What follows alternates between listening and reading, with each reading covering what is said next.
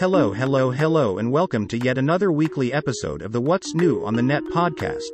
It's March 20th, 2022, and in the studio is your fav host Saurabh Gaswala. In the next 10 minutes or so, I shall be bringing you some of the news reports from the world of tech from around the globe. Our focus is always on news you can use, and with that philosophy in mind, we choose the tech headlines for this podcast too. So sit back and soak in all that's happened this week.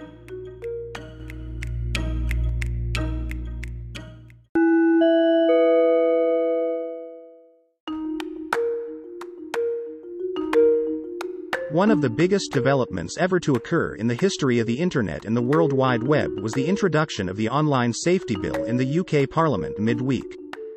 All of us know that for years now, several countries have made concerted efforts to rein in big tech by passing privacy laws, including the GDPR. But the Online Safety Bill marks a milestone in the fight for a new digital age which is safer for users and holds tech giants to account. According to the British Gov statement, it will protect children from harmful content such as pornography and limit people's exposure to illegal content, while protecting freedom of speech simultaneously. If passed, the new law will require social media platforms, search engines and other apps and websites to fully comply to protect children, tackle illegal activity and uphold their stated terms and conditions. The British regulator Ofcom will have the power to fine companies failing to comply with the laws up to 10% of their annual global turnover, force them to improve their practices and even block non-compliant sites. Now who amongst us would not want that, right? Let's see how this effort pans out.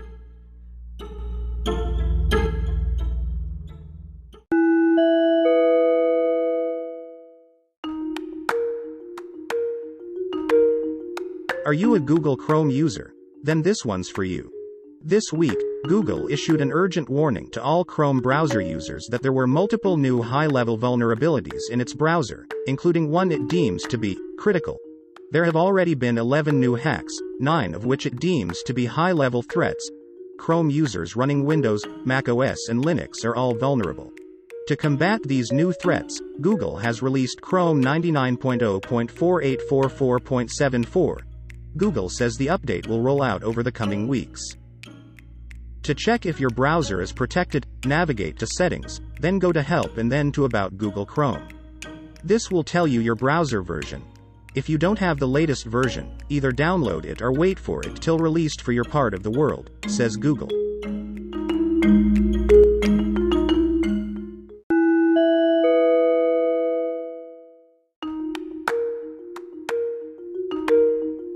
While the British government tries to pass an online safety law, Meta of Facebook fame is doing its own bit to help preserve online safety.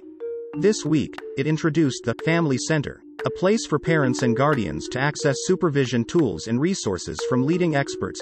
Supervision tools are available on Instagram from this week, and will begin rolling out in VR in May this year. Meta said in its official communiqué that this was the first step in a longer-term journey to develop intuitive supervision tools, informed by experts, teens and parents. Family Center will help parents to oversee their teens' accounts within Meta Technologies, set up and use supervision tools, and access resources on how to communicate with their teens about internet use.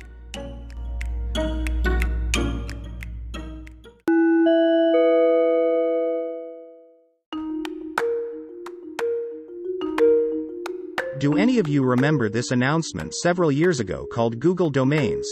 Google told us way back in 2015 that it was launching Google Domains in beta. It basically means you can find and buy your own exclusive domain. Well, what happened this week was that Google Domains finally came out of beta, making it perhaps one of the longest ever beta programs by Google. On its part, the search giant said between 2015 and now, several millions of customers had got their own domains using this service, and that it had even added more tools and features. But 7 years to emerge from beta seems a lot, isn't it?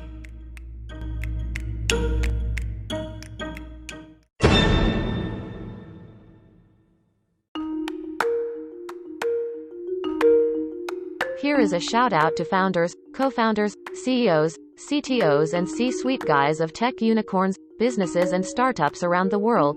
Come share your business story on our weekly podcast.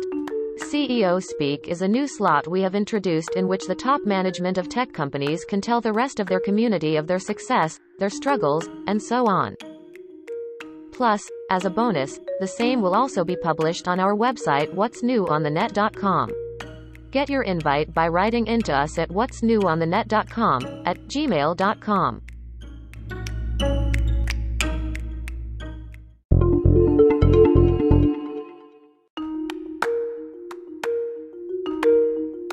And now to one of my favorite segments, all about startups. I am gonna talk about an AI tool today called Assembly AI. These days it has become fairly common to be able to transcribe speech to text using an AI tool, but it's not easy to find an efficient, cost-effective API that you can integrate into your own projects. The San Francisco-based Assembly AI claims to be the solution. The software converts speech to text automatically.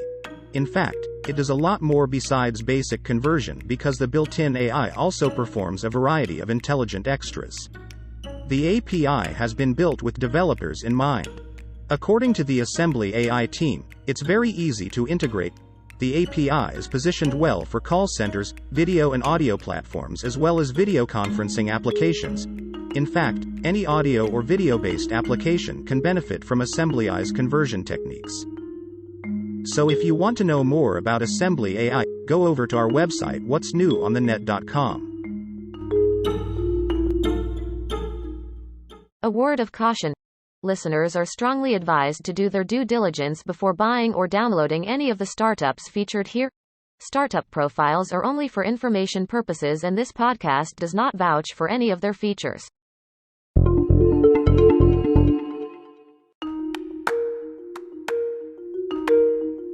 And with that we are at the end of this podcast.